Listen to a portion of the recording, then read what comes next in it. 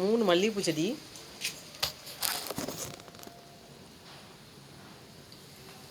எடுத்து இப்போ நட்டு வைக்க போகிறேன்.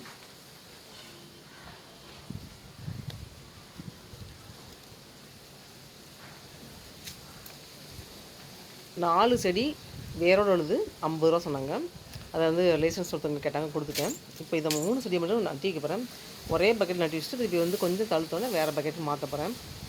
ஃபஸ்ட்டு வெயில் படாமல் வைக்கேன் பார்த்தீங்களா. கொஞ்சம் வந்து நட்டி வச்சுட்டு கொஞ்சம் தழுத்தோடனே வேறு செடிக்கு மாட்ட போகிறேன். இப்போ நட்டி வைக்கிறத பார்க்கலாமா.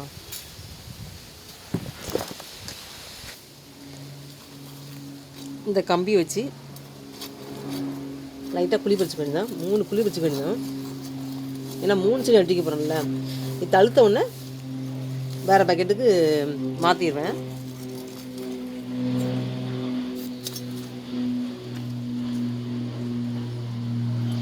ஃபஸ்ட்டு இந்த செடி நட்டிக்க போகிறேன். சின்ன வேர் தான் இருக்குது, முளைக்கு தான் பார்க்கலாம்.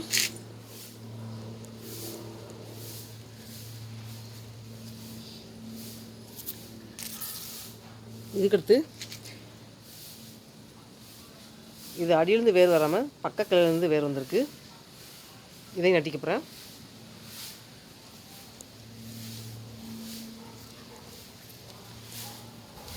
இது ரொம்ப குட்டி மல்லி செடி, இதையும் நட்டிக்க போகிறேன்.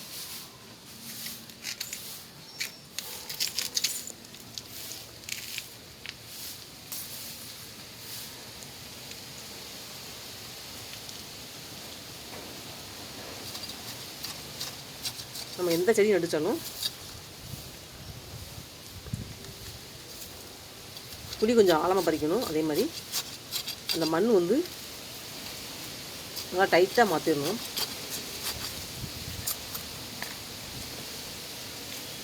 இறுக்கமாக இருக்கிற மாதிரி மண் அப்படி வச்சிடணும். அப்போ தான் வேர் பிடிக்கும்.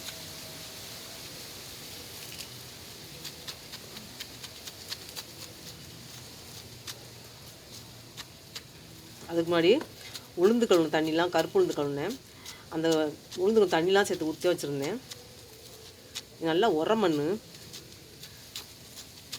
காய்கறி கழிவு எல்லாம் சேர்த்து மக்கின உரம், தனி மண் மட்டும் கிடையாது.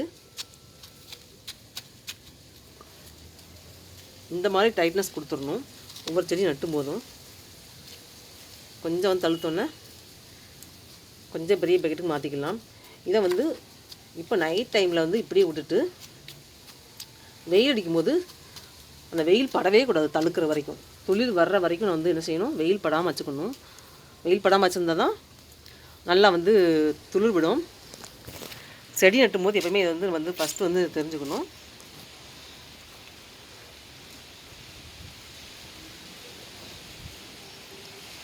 நம்ம வந்து கடையிலேருந்து வாங்கிட்டு வந்த உடனே வெயில் படுற மாதிரி நட்டிக்கக்கூடாது. எந்த பக்கெட்டில் வச்சாலும் வெயில் படாமல் வைக்கக்கூடாது. வெயில் படாமல் வளர்த்துட்டு அதுக்கப்புறம் தான் வந்து நல்லா தழுக்க ஆரம்பிச்சிடணும். தழுக்க ஆரம்பித்த பிறகு தான் லைட்டாக வெயில் படுற இடத்துல மாற்றி வைக்கணும்.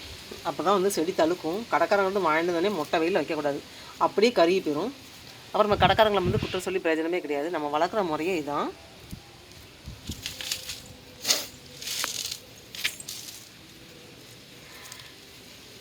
இது நான் வந்து தமிழ்நாட்டில் கொண்டு வந்து வேப்பஞ்செடி தான் எல்லாம் வளர்த்துருக்கேன். எல்லாம் பறித்து என்ன காய்ச்சிட்டேன்னா இன்னும் கொஞ்சம் தழுக்கலை. இப்போ மல்லிகைப்பூ செடி வாங்கி வச்சுருக்கேன். பார்ப்போம், வருதான் பார்க்கலாம். குட்டி பக்கெட்லாம் வச்சுருக்கேன், இந்த மாதிரி உயர பக்கெட்லாம் வச்சுருக்கேன். தழுத்த ஒன்று அந்த செடியை மாற்றிடுவேன்.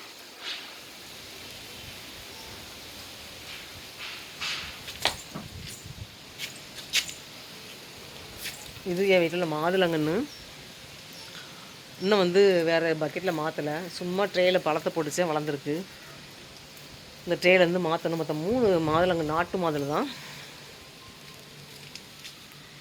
ஆனால் வந்து நான் என்ன செடி நட்டு வச்சாலும் அந்த செடி வந்து நல்லா தழுத்துரும். அது ஒரு ராசி உண்டு. என்ன செடி வச்சாலுமே தழுத்துரும். இது செம்பருத்தி. மற்ற கீழே மொத்தம் வந்து 3 செம்பருத்தி வளருது. இது நாவப்பழ செடி.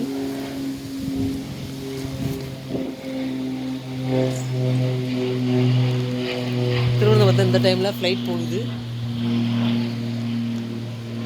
தெரியலையோ.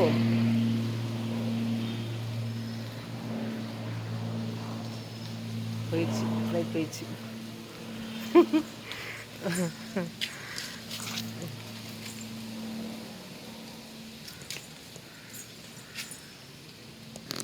அப்புறம் இது என்னோடய மஞ்சள் செடி. ஏன் இந்த மாதிரி தென்னை மட்டை வச்சுருக்கேன்னா, இங்கே எப்போ பார்த்தா மழை பெய்யும் பார்த்தீங்களா, அந்த மண்ணோட சத்துலாம் வெளியே போயிடும். அந்த சத்து வெளியே போகாமல் இருக்குன்னா இந்த மாதிரி மட்டையை தேங்காய் மட்டையை அப்படி கவுத்து வச்சிட்டோன்னா லைட்டாக தண்ணி மட்டும் வந்து உள்ளே லைட்டாக இறங்கும். அந்த மண்ணோட வந்து சத்துலாம் வெளியே போகாது. ஃபுல்லாக ஓப்பன் வச்சுருங்களேன், மண் வந்து ஃபுல்லாக நிரம்பி அந்த மண்ணோட இதெல்லாம் போய் வெறும் மண் மட்டும் தான் இருக்கும். கல்லுக்கெல்லாம் குட்டிக்கிட்டு கலக்கும் பார்த்தீங்களா, அந்த கல்லாக தான் இருக்கும். அதனால தான் இப்படி தான் எப்போயுமே வந்து செடி வைக்கும்போது வச்சுக்கணும். நம்ம தமிழ்நாட்டில் மழையே அந்தளவுக்கு பெய்யாது. நம்ம வந்து எப்போயாவது மழை பெய்யும், அதனால் வந்து பிரச்சனை கிடையாது. இங்கே வந்து என்கிட்ட மழை பெஞ்சிட்டு இருக்கலாம், இந்த மாதிரி தான் செய்யணும். எல்லா செடிகள்லையுமே நான் இந்த மாதிரி வச்சுருக்கேன். இது வந்து என்னோடய நாவப்பழ செடி. அதுலேயும் இப்படி தான் வச்சுருக்கேன் பார்த்தீங்களா, சின்ன பக்கெட்டில் வச்சுருக்கேன்.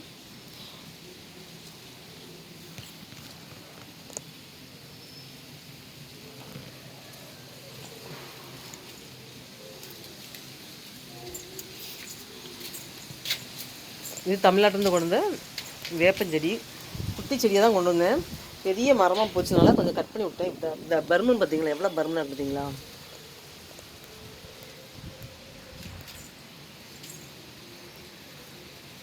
இது என்னுடைய மருதாணி செடி. இதையும் வேறு பக்கெட்டுக்கு மாற்றணும். ஏன்னா ஃபுல்லாக வந்து கீறி விட்டுருச்சு. அவ்வளோ தண்ணி ஊற்றினாலும் சலசலன்னு அப்படியே வெளியே வந்துடும்.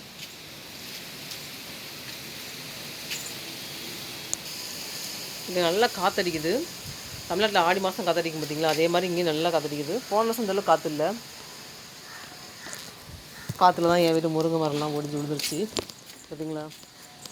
எவ்வளோ பெரிய முருங்கை மரம் வந்தது தெரியுமா, அவ்வளோ அப்படி அடியோடு சாஞ்சிச்சு.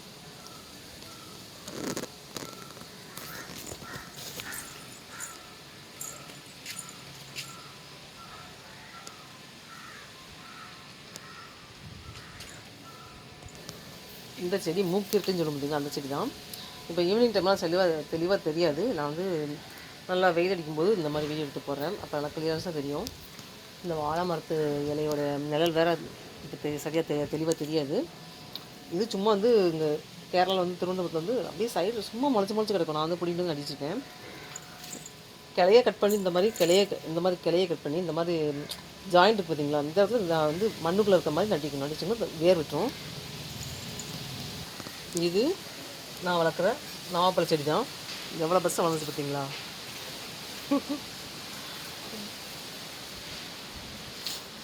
இது வச்சுருக்க பெரிய ட்ரம்மாக வச்சுருக்கேன். இந்த மாதிரி ட்ரம்மில் இந்த நாவப்பழ செடி மட்டும் வளர்க்க ரொம்ப கஷ்டம். கிட்டத்தட்ட ஒரு வருஷம் வச்சதில் இப்படி தான் தடுத்துட்டு வருது. ஒரே ட்ரம்மில் மூணு நாவப்பழ செடி வச்சுருக்கேன். இது நாட்டு செடி தான், நாட்டு நாவல் செடி தான். சின்ன பக்கெட்டில் கட்டணும் பார்த்தீங்கன்னா, இதுவும் நாட்டு நாவல் தான். இந்த விதை எல்லாமே தமிழ்நாட்டிலேருந்து கொண்டு வந்து தான். சின்னதாக அது காய்க்குமா என்னன்னு தெரில. இப்போ தான் வந்து ஒரு வருஷத்தில் இப்போ குட்டி செடியாக வந்து இப்போ தான் பெருசாக வந்திருக்கு. இன்னைக்கு எவ்வளோ வருஷம் வருதுன்னு பார்க்கலாம். இந்த மஞ்சள் செடியும் வேறு பக்கெட்டுக்கு மாற்றிடுவேன். தைப்பொங்கலுக்கு நம்ம கிழங்கு வாங்குறோம் பார்த்தீங்களா, மஞ்சள் கிழங்கு, அதை தான் சும்மா நட்டி வச்சுருக்கேன். இன்னும் கொஞ்சம் கழிச்சு இதை வேறு கொஞ்சம் பெரிய பக்கெட்டில் மாற்றிடுவேன்.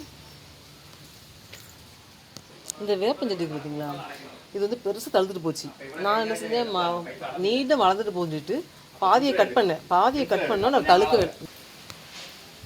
இவ்வளோதடி மரத்தை பாதியாக கட் பண்ணோன்னே கொஞ்சமாக மெதுவாக வந்து கொடை மாதிரி தழுக்கணும்னு நினச்சேன். ஆனால் கொடை மாதிரி தழுக்காமல் இப்படி குட்டியாகவே இருக்குது. குட்டி பக்கெட்டில் இந்த மாதிரி பக்கெட்லாம் வச்சுருக்கேன்.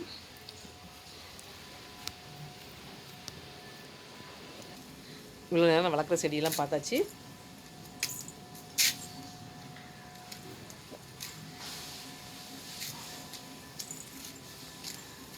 மேலும் இதோட வீடியோக்களை அப்டேட் பண்ண பாருங்கள்.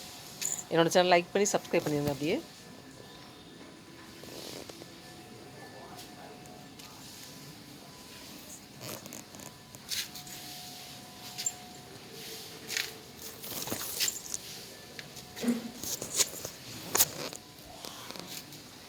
இந்த செடிகள்லாம் என்னோடய செல்ல குட்டிகளாக்கும்.